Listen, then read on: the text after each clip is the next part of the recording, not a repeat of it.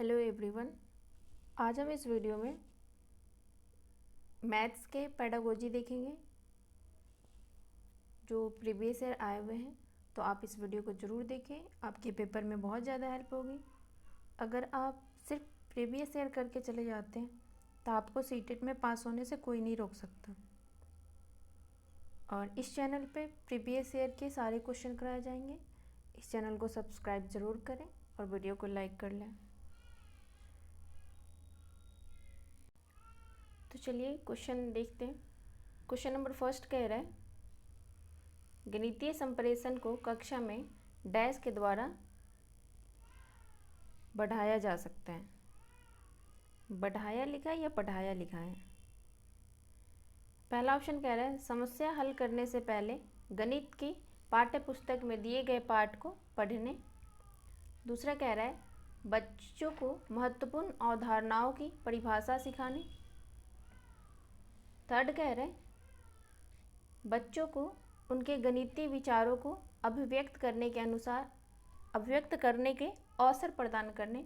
Fourth कह रहा है, विभिन्न गणितज्ञों के जीवन इतिहास के अधिगम। तो बताएं क्वेश्चन नंबर फर्स्ट का सही आंसर क्या होगा?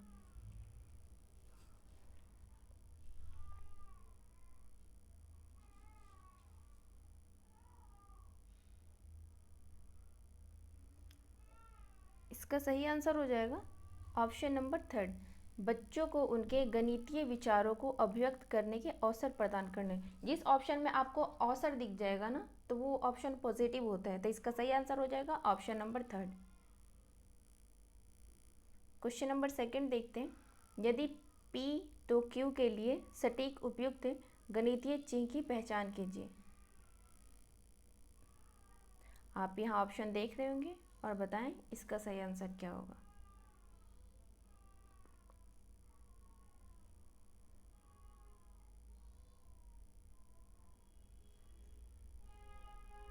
इसका सही आंसर हो जाएगा option number second. Question number third देखते हैं। ये कह रहा है, राष्ट्रीय पाठ्यचर्या रूपरेखा 2005 के अनुसार निम्नलिखित में से कौन सा गणितीय कौशल दृश्य अधिगम में आवेष्टित नहीं है? यहाँ नहीं पूछ रहे हैं। पहला ऑप्शन है आंकड़ों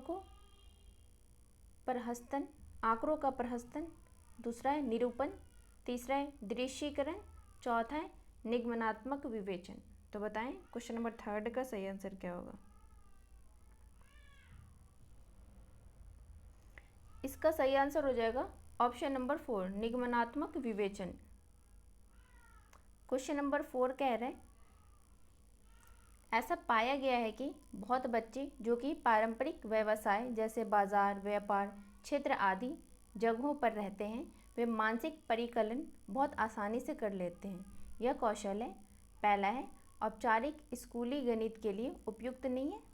दूसरा कह रहे हैं, कक्षा में चर्चा का विषय हो सकते हैं जिनके द्वारा शिक्षक शिक्षिकाएं विभिन्न संस्कृतियों द्वारा अपनाई गई समस्या समाधान करने की कार्य नीतियाँ विधियाँ प्रस्तुत कर सकते हैं।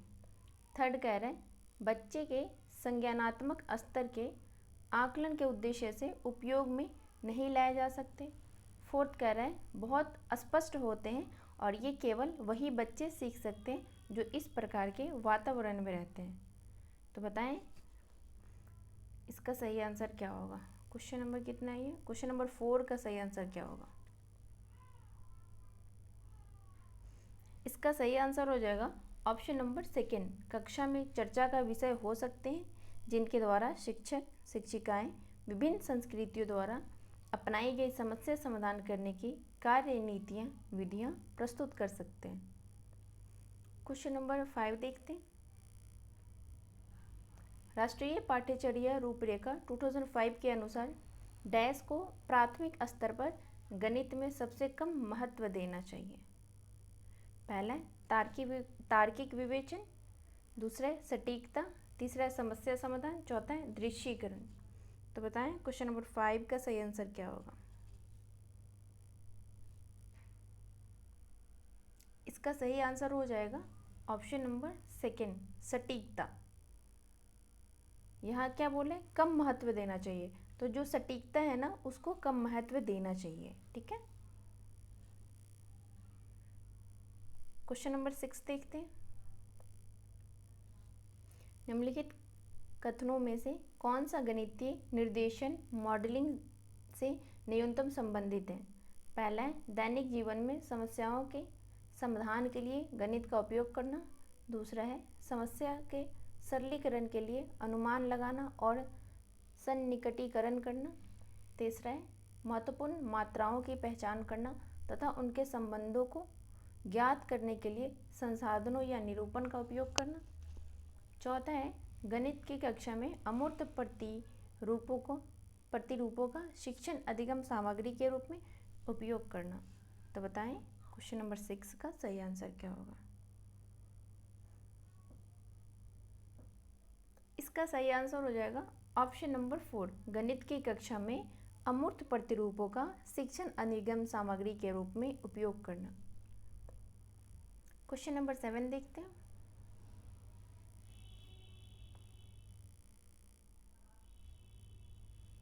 कक्षा 4 के विद्यार्थियों को भिन्न में ऊपर वाली संख्या और नीचे वाली संख्या का अर्थ समझने हेतु निम्नलिखित कौन सा तरीका सर्वाधिक उपयुक्त होगा? पहला कार्य उन्हें यह बताना कि ऊपर वाली संख्या अंश होती है तथा नीचे वाली संख्या हर होती है। दूसरा कह रहे हैं विभिन्न के प्रतिरूप जैसे वृत्ताकार, पाई, आयताकार पट्टी के उचित हिस्से को छायांकित कर अंश और हर को प्रदर्शित कर विद्यार्थियों को स्वाभाविक रूप से स्वतः परिभाषा समझने में मदद करना। थर्ड कह रहे हैं अंश और हर को परिभाषित करने के पश्चात विभिन्न आकृतियों में विद्यार्थियों को अंश और हर को पहचानने के लिए कहना। फोर्थ कह रहा है यह परिभाषित करे कि कुल जितने हिस्से किसी आकृति वस्तु में से किए गए हैं वह नीचे वाली संख्या है तथा जितने हिस्से उसमें से चयनित किए गए हैं वह ऊपर वाली संख्या है। तो बताएं क्वेश्चन नंबर 7 का सही आंसर क्या हो जाएगा?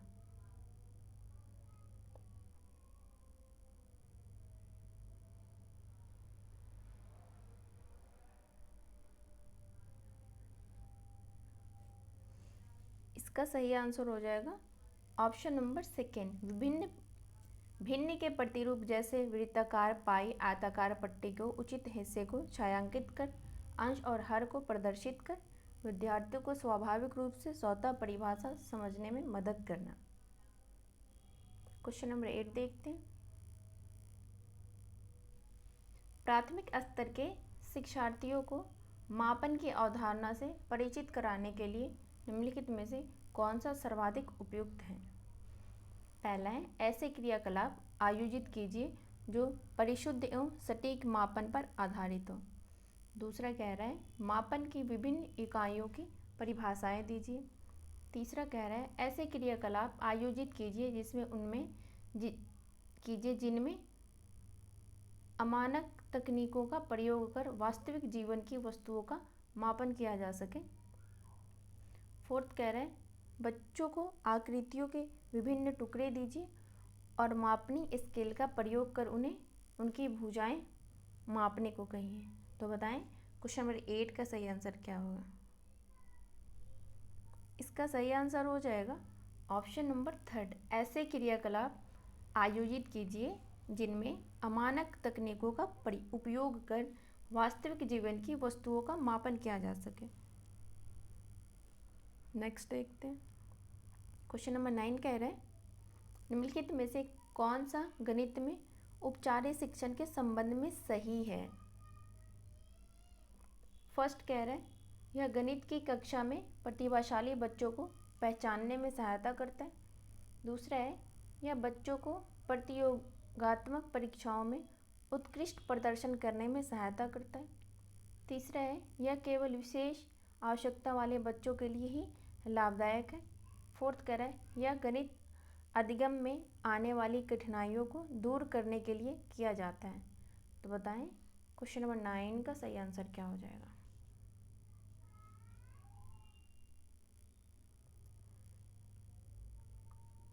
इसका सही आंसर हो जाएगा ऑप्शन नंबर 4। यह गणित अधिगम में आने वाली कठिनाइयों को दूर करने के लिए किया जाता है। क्वेश्चन नंबर 10 देखते हैं। प्राथमिक स्तर पर गणित के पाठ्य पुस्तक का निम्नलिखित में से कौन सा एक सर्वाधिक उपयुक्त एवं महत्वपूर्ण लक्षण है? पहला है, इसमें विद्यार्थियों के अभ्यास हेतु अधिक प्रश्न होने चाहिए। दूसरा है, यह रंग बिरंगी और आकर्षक रूप में अविकल्पित होनी चाहिए। तीसरा है, यह सैद्धांतिक अवधारणाओं पर अधिक केंद्रित होनी चाहिए। चौथा है, गणितीय अवधारणाओं को प्रस्तुत करने के समय यह संदर्भात्मक उदाहरणों एवं क्रियाकलापों पर अधिक केंद्रित होनी चाहिए। तो बताएं क्वेश्चन नंबर 10 का सही आंसर क्या होगा?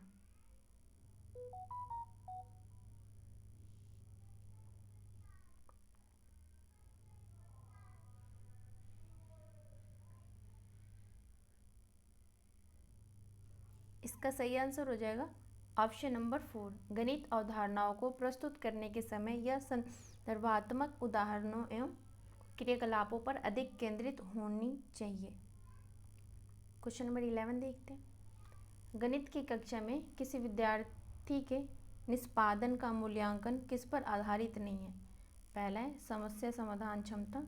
दूसरा है, कंठस्थ रटने की क्षमता। तीसरा है, तार्किक चिंतन क्षमता। चौथा है, दृश्यीकरण क्षमता। तो बताएं क्वेश्चन नंबर 11 का सही आंसर क्या होगा? आप क्वेश्चन ध्यान से पढ़ेंगे, यहाँ नहीं पूछ रहे हैं।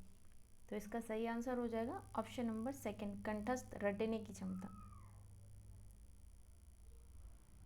रोट लर्निंग तो बहुत ही ज़्यादा निगेटिव है। Rote memorising ability. Question number 12 देखते हैं। राष्ट्रीय पाठ्यचर्या रूपरेखा 2005 के अनुसार प्रारंभिक स्तर पर निम्नलिखित में से कौन सा उद्देश्य गणितीय शिक्षा हेतु उच्च उद्देश्य माना गया है? पहला है, बच्चों में संख्यात्मक कौशल का विकास करना। दूसरा है, बच्चों को परिकलन कौशल में दक्ष करना। तीसरा है, विचारों की अस्पष्टता तथा तर्कपूर्ण गणितीय चिंतन का विकास करना। चौथा है, भविष्य में प्रतियोगात्मक परीक्षाओं हेतु कौशल का निर्माण करना। तो बताएं क्वेश्चन नंबर 12 का सही आंसर क्या हो जाएगा?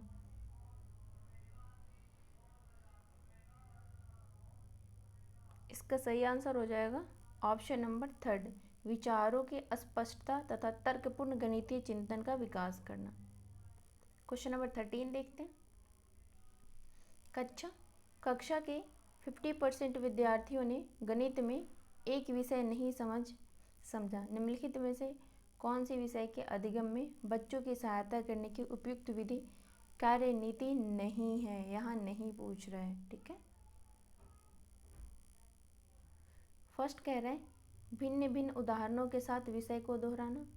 सेकंड कह रहा है, विषय संबंधी सामूहिक कार्यों में बच्चों को संलग्न करना। थर्ड कह रहा है, बच्चों को अधिक संख्या में विषय संबंधी समान प्रकार की समस्याओं को हल करने के लिए कहना। फोर्थ कह रहा है, उन बच्चों को जिन्होंने पहले से ही यह विषय समझ लिया है सम्मिलित करके सहयोगी अधिगम परिस्थिति की रचना करना। तो बताएं क्वेश्चन नंबर 13 का सही आंसर क्या होगा?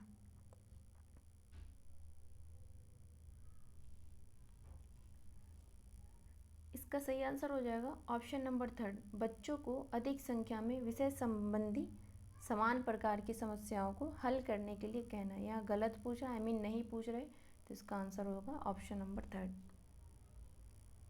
क्वेश्चन नंबर 14 देखते हैं। राष्ट्रीय पाठ्यचर्या रूपरेखा 2005 के अनुसार निम्नलिखित में से कौन सा क्रियाकलाप एक रचनात्मक कक्षा पर आधारित है? पहला ऑप्शन कह रहा है, शिक्षक श्याम पट पर प्रश्न हल करते हैं और बच्चे उसकी नकल करते हैं। सेकंड कह रहा है, शिक्षक समूह में किए गए क्रियाकलाप का अवलोकन करते हैं और विद्यार्थियों को प्रश्न हल करने में सुगमता प्रदान करते हैं। थर्ड कह रहा है, शिक्षक बच्चों को महत्वपूर्ण सूत्र एक चार्ट पेपर पर लिखकर प्रतिदिन उसे पढ़ने के लिए कहते हैं। फोर्थ कह रहा है, शिक्षक विद्यार्थियों को नियमित रूप से बहुत सा गृह कार्य प्रदान करते हैं। तो बताएं इसका सही आंसर क्या होगा? इसका सही आंसर हो जाएगा ऑप्शन नंबर सेकंड, शिक्षक समूह में किए गए क्रियाकलाप का अवलोकन करते हैं और विद्यार्थियों को प्रश्न हल करने में सुगमता प्रदान करते हैं। क्वेश्चन नंबर 15 देखते हैं, आज का लास्ट क्वेश्चन है। आपको पता ही होगा कि मैथ्स के पेडागोजी में 15 मार्क्स के क्वेश्चन आते हैं, 15 मार्क्स के क्वेश्चन आते हैं। क्वेश्चन नंबर 15 देखते हैं, निम्नलिखित में से कौन सा प्राथमिक स्तर के अधिगमकर्ताओं में वृत्ति की अवधारणा के विकास से संबंधित नहीं है। पहला ऑप्शन है अपने परिवेश में वृत्ताकार वस्तुओं को पहचानना। दूसरा है रेत में रस्सी और डंडी के प्रयोग से वृत्त रेखा करना। थर्ड है कक्षा में ग्लोब का प्रतिमान दिखाना। फोर्थ है कुछ वृत्ताकार वस्तुओं के उपयोग द्वारा वृत्तों का अनुरेखण करना। तो बताएं इसका सही आंसर क्या हो जाएगा। इसका सही आंसर हो जाएगा ऑप्शन नंबर थर्ड, कक्षा में ग्लोब का प्रतिमान दिखाना। यहाँ संबंधित नहीं पूछ रहे हैं तो इसका आंसर हो जाएगा ऑप्शन नंबर थर्ड। तो आज हमने इस वीडियो में मैथ्स के 50 मार्क्स के पेडागोजी देखे, तो आप इस वीडियो को ज़रूर करें, इस वीडियो को ज़रूर देखें, आपके पेपर में बहुत ज़्यादा हेल्प होगी। और इस चैनल को ज़रूर सब्सक्राइब करें, लाइक करें, शेयर करें, कमेंट करें। Thank you.